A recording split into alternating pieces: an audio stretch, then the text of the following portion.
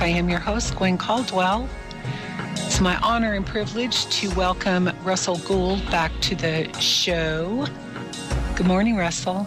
Russell-J. Gould. It's an honor to be on your show, Gwen. Russell-Gould. Oh, you'll get it. No. One of these days, I'm going to learn how to speak a new language.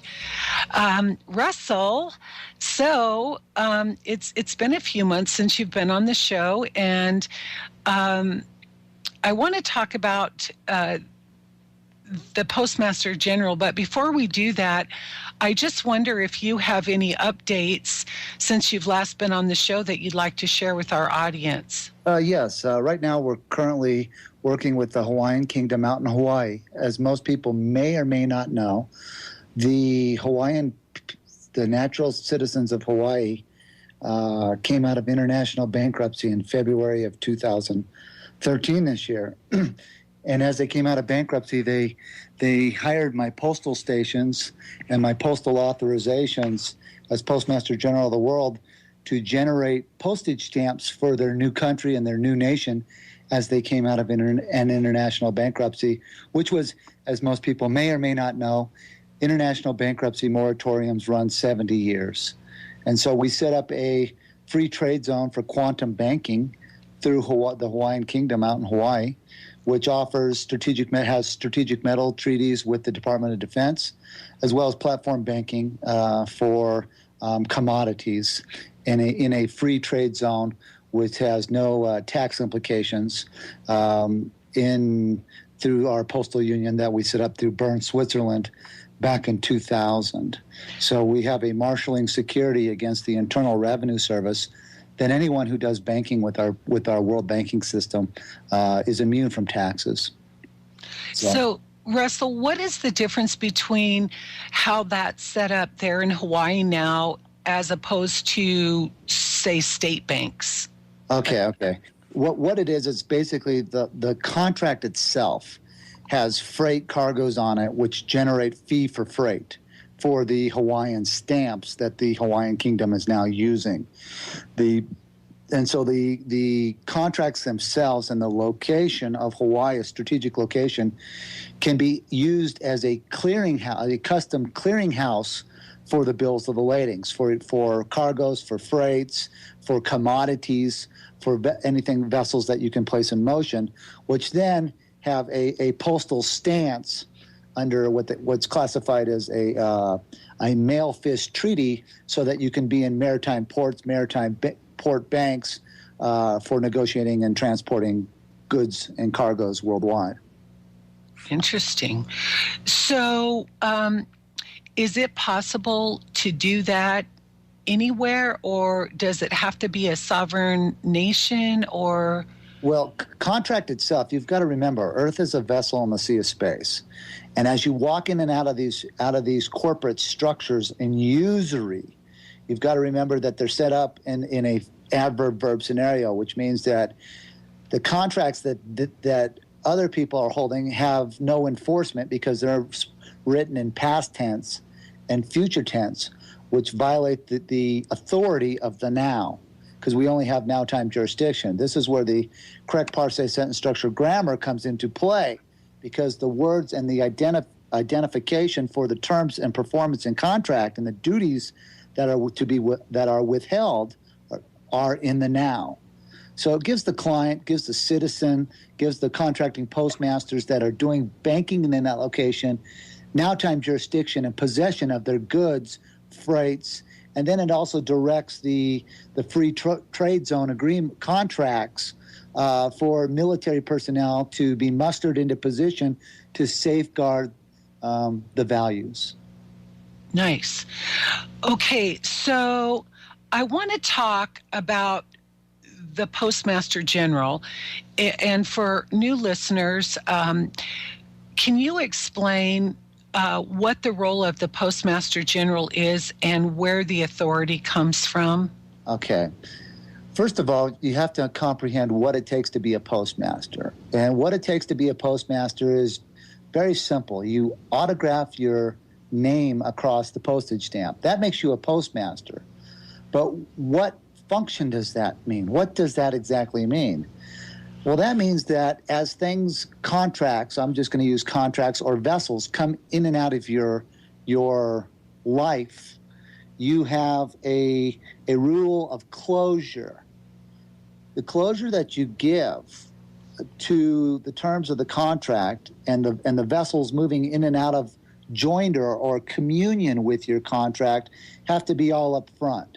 That's the first rule of a Postmaster General, is that he gives full closure to those that he's doing business with, so that nobody is surprised on the grammar and this is where the quantum grammar comes into play, because we give such a now-time closure to our clients, to our citizens, and to those that are doing business with us, that the first rule that a Postmaster General does is he gives closure to his customers or his employees, those that are working under him.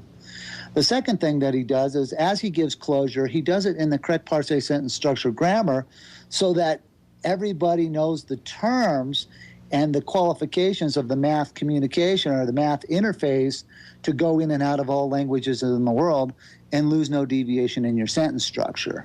So we take our contracts and we write them in a quantum phase, and we translate it to German, take it to Italian, switch it over to Chinese, and then maybe over to some Japanese, and maybe over to some Arabic, and then maybe over to some Portuguese, and we translate it back to English, and we lose no deviation in our sentence structure. So you have to have certification on how to do that. And that is a fundamental that I have worked on for 17 years, and I've been very blessed with my capabilities to meet with the head of the UN Postal Administration, Robert Gray, for half an hour at his request, to give him closure to sign up the UN under our postal positioning, because we had superior jurisdiction to control our grammar to be the people that we are. And this was done in April of 2003 at the UN, One UN Plaza. Second of all, before I got to that position and was able to do that, when the United States came out of international bankruptcy in 1999, and when the federal government physically had to shut down and leave the District of Columbia, that was what the Florida Chads were all about, when they vacated the District of Columbia for so many days to make a pathetic attempt to kick off a New World Order, which, of course, we all know has no authority whatsoever. So because of that, I went into Washington, D.C. 90 days before I saw the 70-year international moratorium of bankruptcy ending, and I was able to file for my position under, as you know, nothing becomes law for 90 days. So I was grandfathered in 96 days in front of them coming out of international bankruptcy, and filed copyrights with the law of the flag to give closure to those who come into business with our land and with our lodial title in the now for now-time jurisdiction for postal banking.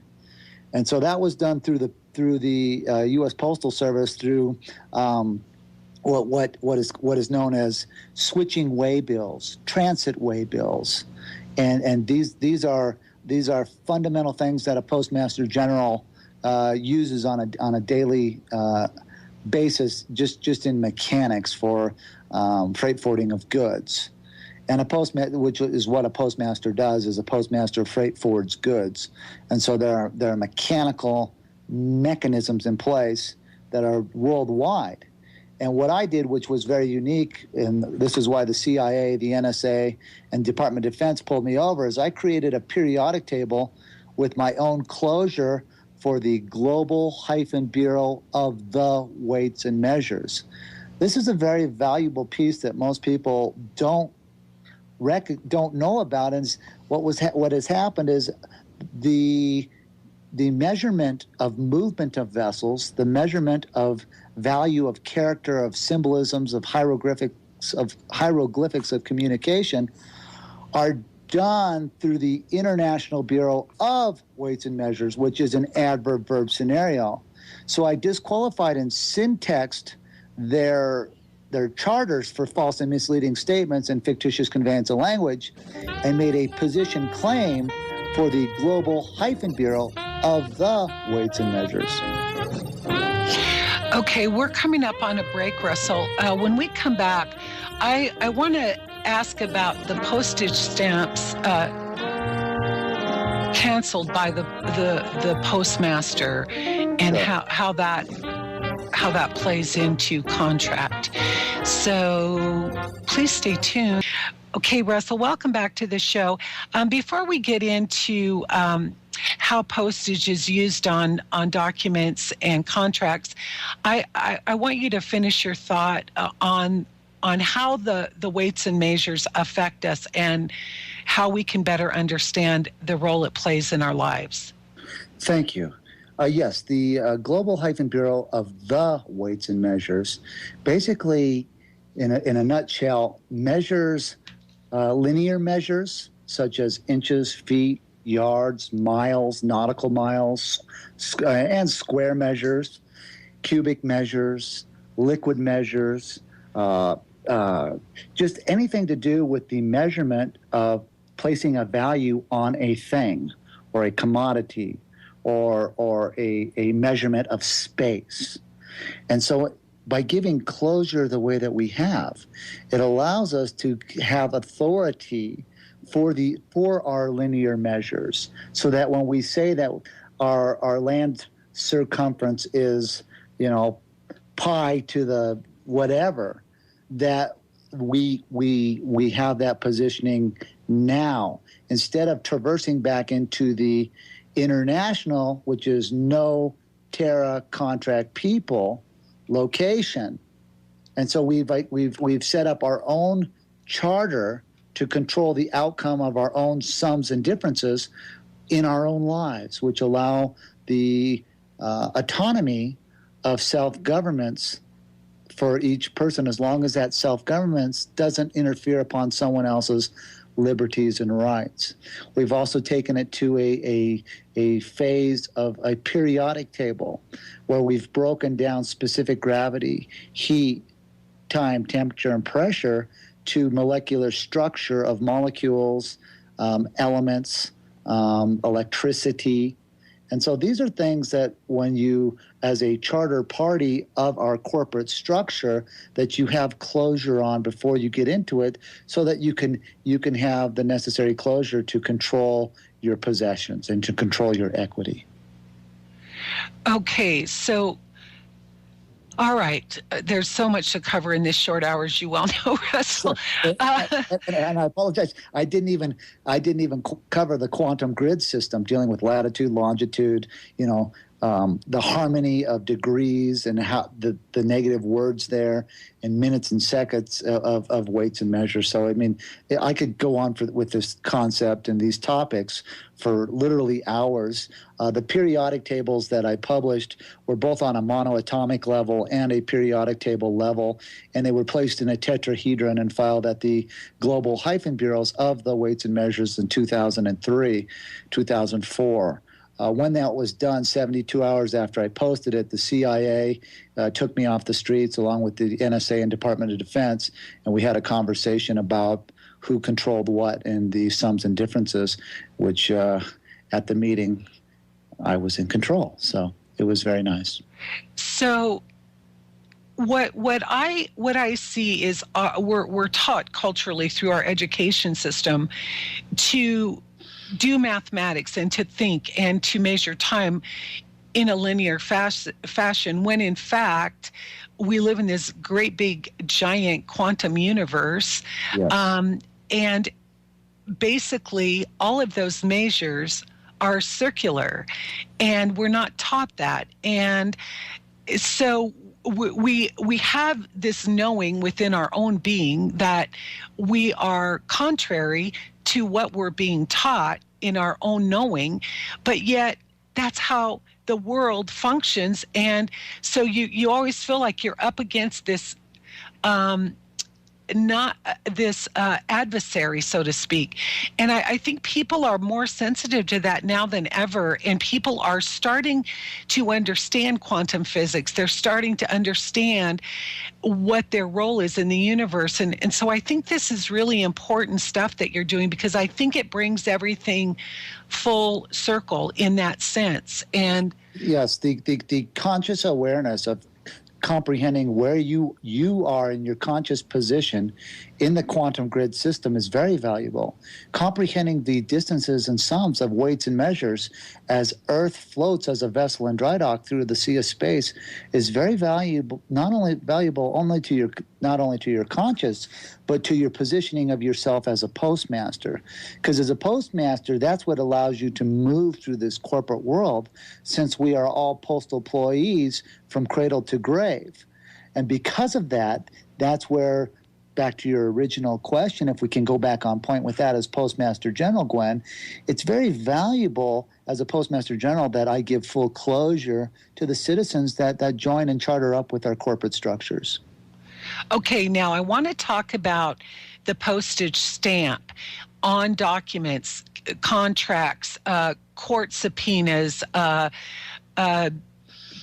summons, that kind of thing. Is that a true means of closure in what those documents represent? Well, what I have created through my postal system is much different. First of all, let's think about what you just said. Postage. What is postage? It's fee for freight. And so you affix ink labels on your document. You attach labels to your documents. You attach postage stamps on your documents. But what are those values backed by? In Hawaii, what we did is I put up some gold, and I did a leverage against backstop the postage stamp backed by gold. Now, as the citizen or the charter party autographs across that stamp, they have a treaty bond fee for the movement and voyage of their freight and contract of their contracts. And so from that positioning, now other postmasters can come in communion or in joinder with the cargo words, the cargo values, and the vessel flags. Because as we know, the law of the flag on the vessels or on the contracts, you first must look at the flag, which then establishes what venue or administrative mechanics you are using to move and put your contract or your vessels on a voyage. So the stamp is the flag? No, the stamp is not the flag. Okay. The stamp is separate from the flag. The flag itself must be aboard the vessel to give closure to all who come into business with the owner or the captain of that vessel, and it sets the rules and regulations for the guidelines.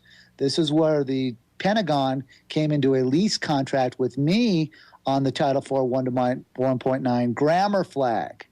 And so with David and myself. So the Pentagon leased the flag from us because they knew that in order to be vessels going in and out of foreign vessels in dry dock and going onto foreign lands, that they had to have correctness in their grammar structure. And so they signed leases with us through the Department of Navy's office for the movement of vessels offshore. Okay, we are coming up on a break, Russell, but when we come back, I just want to wrap my head around this, the postage stamps on the documents, because I see a lot of people doing this, and I want to know how you do that correctly and what the purpose is of that when we come back.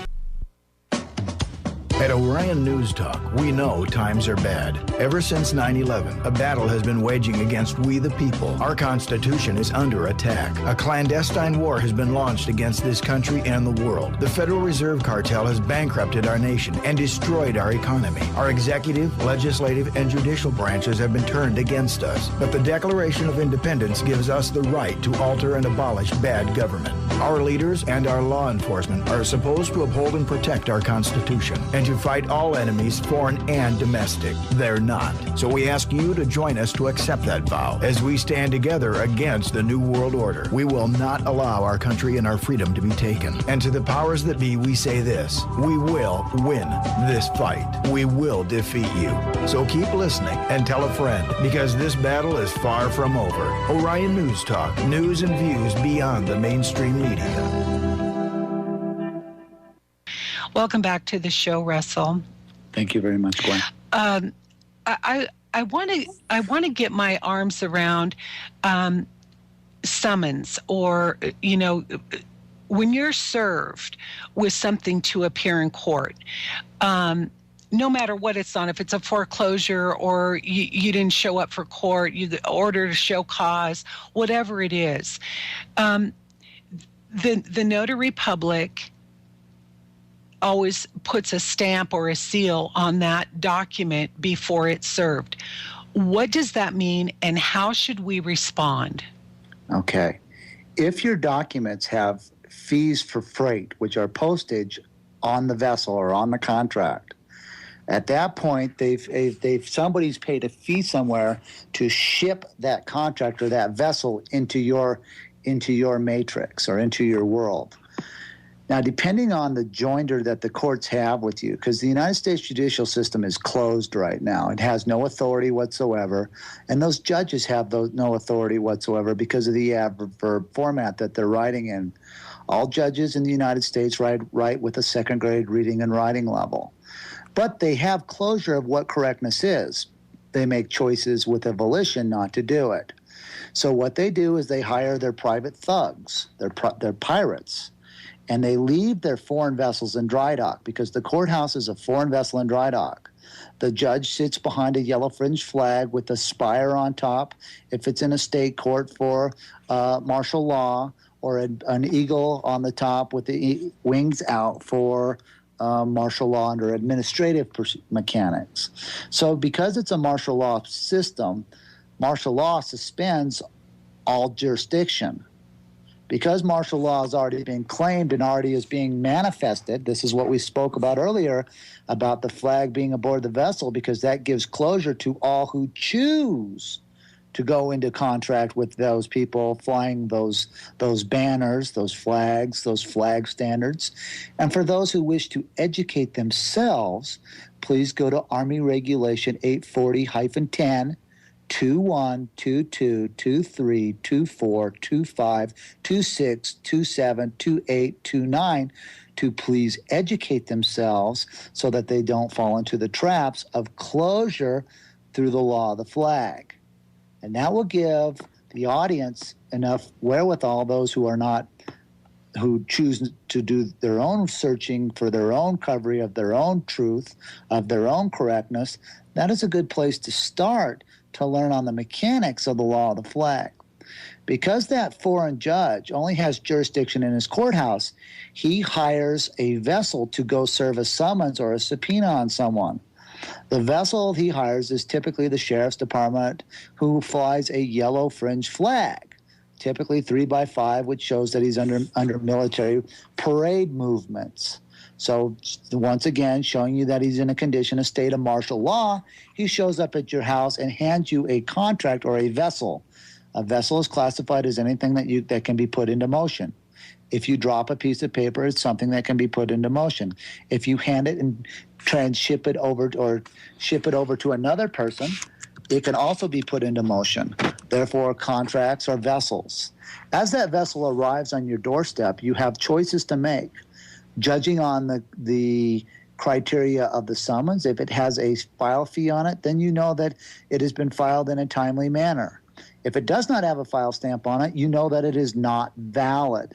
Therefore, the document does not need to be delivered to you, and you simply tell them that that's an undeliverable document and tell them to take it off until the fee's been paid for the freight, for the postage, because you're a postmaster, or at least I'm a postmaster general, so I comprehend on how to run those mechanics in those locations. So as the summons shows up, depending on what venue you're in, because of the martial law, the courts are not playing by very many rules.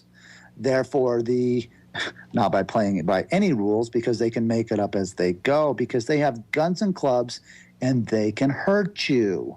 And this is their feel about it. It has nothing to do with correctness. It has to do with might makes right. And so they beat you up, they pump you full of drugs, they'll send you to their mental institutions, and they'll hold up their fingers and they say, how many fingers am I holding? And even though they may be holding up 3 fingers, if you say 3, they're going to say, no, this is 5. Keep pumping this man full of drugs, keep dumbing him down so he believes a lie. And this is what the U.S. judicial system does to everyone.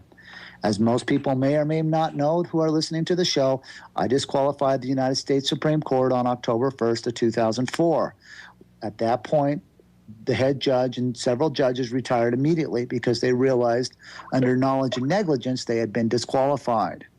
Because the court system uses postage stamps through the judge of the court, who in fact is the clerk, her gavel makes clangs and leaves marks on your paperwork. The judge, who is an actor under Federal Rules Civil Procedure 44.1, is only a foreign entity under he court, not jury, which is an adverb scenario, which means that he is making it up as he goes, and he hides behind the fact that he can pay people to go beat you up. Because the clerk of court is in fact the judge, not the judge. He's just an actor sitting there in a black robe trying to get you to talk to him. If you do not talk to him, he will hit you up with their standard MO, contempt of court. When you go, then they use their physicality on you. And that's your freedom. Welcome to America. No mercy for the sheep. Because you are sheep and people don't know how to contract using the correct parsé sentence structure grammar, and because they don't comprehend the timelines of what the judicial system is doing, the judicial system functions on time unless they just engage in full martial law, where they beat the hell out of you, stick you in a cell, stick a TV monitor in there, and then turn on the TV and have a judge do a simulation under Title 18, 1343 wire fraud and engage in wire fraud against the individual because they're not giving anyone the right of grievance or a right of a fair trial. And because they call it fair trial, they add insult to injury and stick you in a jury trial. The jury is in a box. Under the laws of boxing in your federal styles manual, you will learn that anything in a box is omitted, so they're not there. Plus, the juries are on two different vectors, two different planes. 1/6 juries sit up 1 foot higher than the other jury, or 8 inches higher than the other jury, therefore breaking the rules of continuance of evidence. So if you go back to your original question, Gwen, about a stamped document coming to your foreign vessel in dry dock and being served on you, it just depends on what the person's knowledge is on how to navigate himself through the illusion of the guns and clubs, because that's all they got. So when that comes, can you return it with your own stamp, canceled, and and bring closure to that, whatever it is that they're trying to contract with you? Well, the problem is that the clerk of courts pays for her file stamps with a bill of the lading called a postage stamp or a Federal Reserve note. Since the United States Postal Service authorizes the banks that are currently on our lands, and the United States Postal Service no longer has a constitution in compliance with Title 39, Section 101, Section A, Section B, about how postal services are supposed to have posted and give closure of a constitution to allow them to be a valid post office. Therefore, the whole thing is a lie from cradle to grave, because the United States Post Office is a defunct entity with no closure and no constitution, thus disqualifying and closing the clerk's capability, the clerk of court, to send you a contract because she's using fraud from A to B. Wonderful. It is what it is. I didn't vacate the Constitution. They vacated the Constitution. They attempted a very pathetic try to kick off a pathetic New World Order that has global ramifications to steal everyone's rights. So, well, I want to, so do we have to contract with the court? Do we have to agree to do that, or else? Or do you just have to do a ton of research and figure it out? Well, here's the thing. Can we wait till after break for this? Yeah. This is Morning Brew on the Orion Talk Radio Network in 1650 AM, Tonawanda, New York. Russell and I will be back in just a few minutes. Please stay tuned. Welcome back to the show, Russell. Thank you very much. Okay, so I guess what I want to know is how in the hell do you not contract with these people that are continually coming after you for things that you know are absolutely fraudulent, and that they're fraudulent, but yet we unwittingly, I think, contract with them. How do we avoid that, or how do we stop the contract? Well, first of all, you've got to comprehend how to be a postmaster at the post office. And you have to comprehend that if someone serves you a document, they probably are going to come back for another piece because they know they can beat you up. So what we do is we file our C letters and our C passes in a timely manner at the nearest post office to the courthouse. And we don't go file in the courthouse because all the courts are foreign vessels and dry dock, and they're closed. Because the courts are closed, we don't want to give them cognizance and file with them. So we file our ship's papers and in a timely manner as a neutral vessel, moving yourself into the postal land, which is the foreign vessel and dry dock. The court itself is the contract that you file at the post office. That is the court, because the judge is just an actor under 44.1, and the clerk of courts in the U.S. don't have any authorization because their postage stamps aren't no good. Because their postage stamps aren't no good, we file at the local post office to the courthouse and then subpoena ourselves as a witness into the foreign vessels in dry dock. So you use the postal positioning and the postal employees as your safeguard against the battery of public safety officers that come against you. Now, you got to remember, police are only collecting their paycheck. Some are doing things bad with volitions, and some are very good people. But police officers in general function as a position for public safety. As a position for public safety, they ask for your credentials, and this is where comprehending how one uses and conducts his ship's papers is very, very valuable to dealing with these public safety officers. And if anyone has any questions out there, please email me at forthetreasury@gmail.com, and I can get more in depth on how to use your ship's papers and how to stop some of these atrocities that are facing the citizens who just haven't taken the time to study it so in depth like I have. And so if anyone out there has problems with this bombardment, that's FOREIGN-CORRESPONDENT@gmail.com, and I'll try to get back to you as quick as I can. But to answer your question, Gwen, you use the postal system to safeguard yourself against those, because the police officers themselves also work for the post office. They have driver's licenses. The Department of Transportation for each state gets its authorization through the U.S. Postal Service. Of course, the U.S. Postal Service doesn't have any authorization because they don't have a constitution.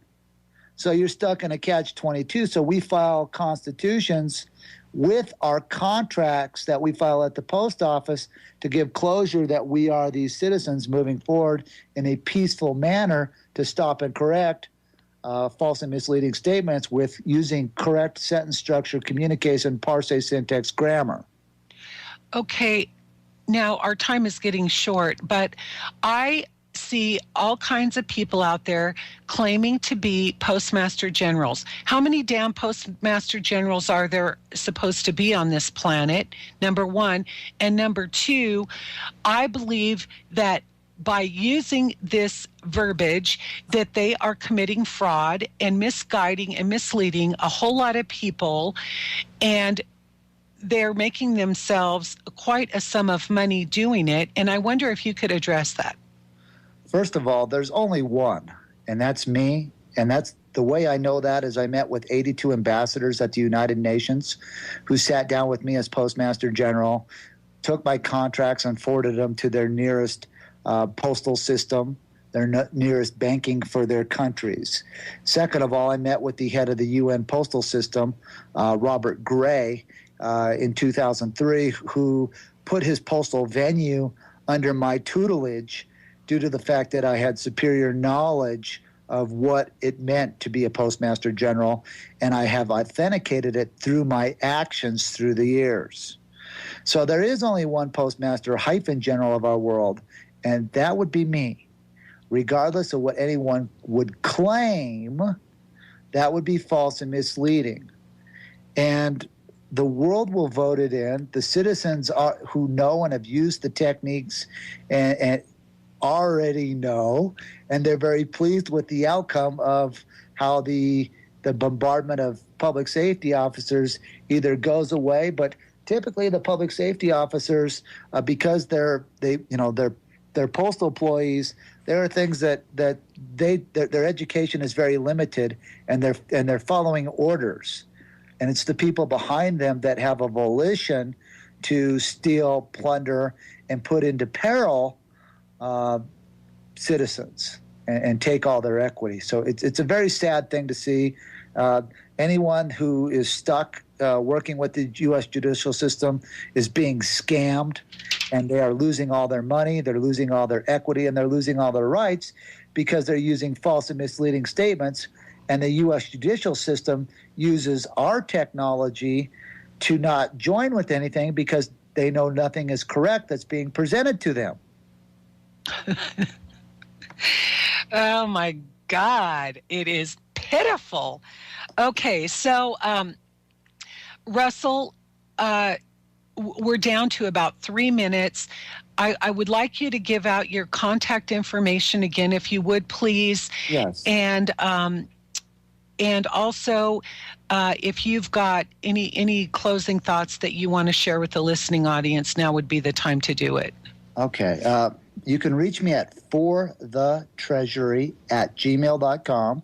That's FORTHETREASURY@gmail.com.